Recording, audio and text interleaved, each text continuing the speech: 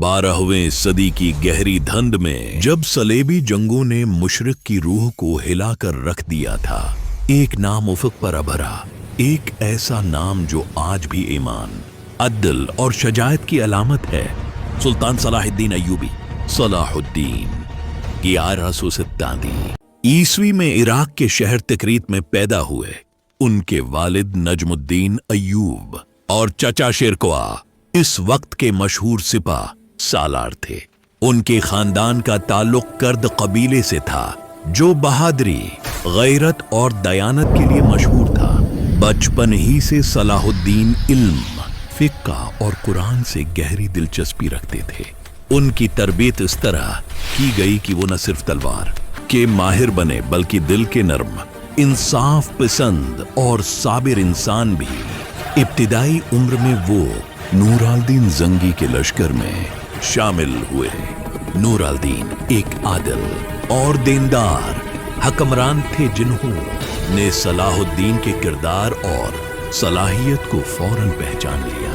शेरकुआ के साथ वो मिस्र भेजे गए जहां फातिमी खिलाफत कमजोर हो चुकी थी। मुख्तलिफ मार्कों और सियासी तदबीरों के बाद सलाहुद्दीन ने मिस्र का इंतजाम संभाला और यूं एक नया दौर शुरू हुआ, इत्तेहाद, ईमान और इस्लाह का दौर।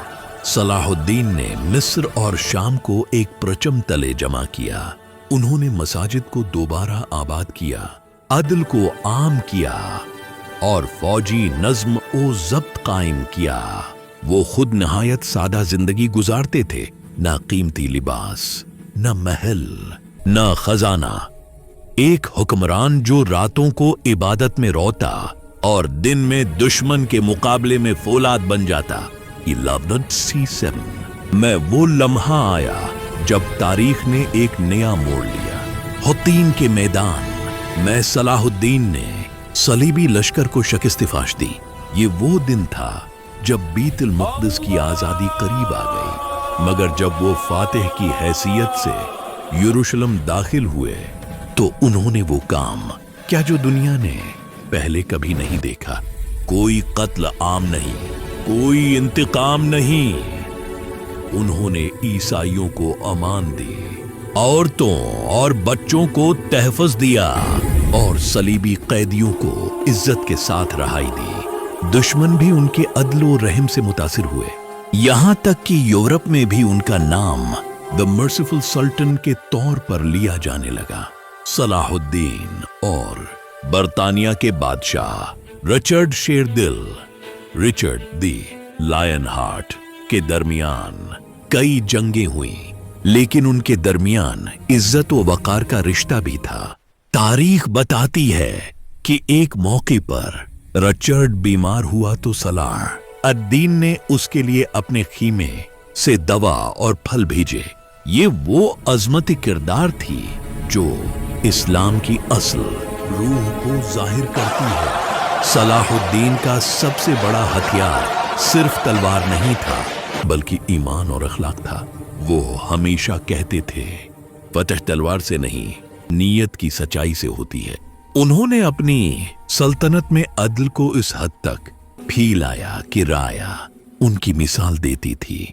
वो खुद इतने सादा थे कि वफात के वक्त उनके पास कफन के सिवा कुछ न था। वो 1193 ईस्वी में दमिश्क में इंतकाल कर गए, मगर अपने पीछे एक ऐसा नाम छोड़ गए जो वक्त की गरज भी मिटा नहीं सकी।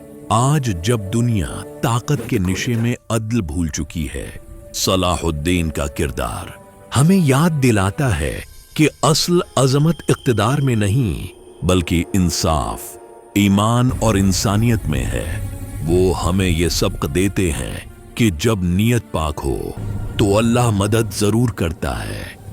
वो सिर्फ एक फातिह नहीं थे बल्कि एक रूहानी रहनुमा, एक मसला और इंसानियत के इल्मबरदार थे। सलाहुद्दीन अय्यूबी की जिंदगी हमें बताती है कि एक फर्द भी अगर नेक नियत हो तो पूरी तारीख बदल सकता है। उनकी सीरत हमें ये पैगाम देती है कि मुसलमान कभी शख्स नहीं खाता जब तक वो ईमान पर कायम रहता है।